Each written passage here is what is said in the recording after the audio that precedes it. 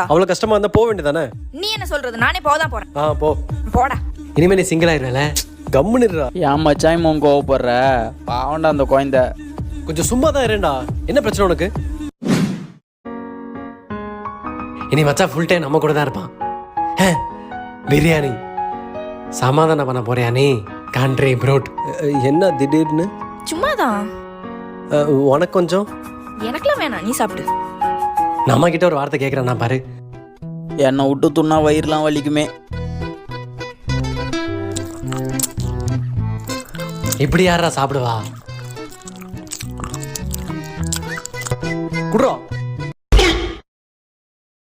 பாயசன்ல பிரியாணி கொஞ்சம் கம்மியாகுதுடா. Ambulance ambulance ambulance.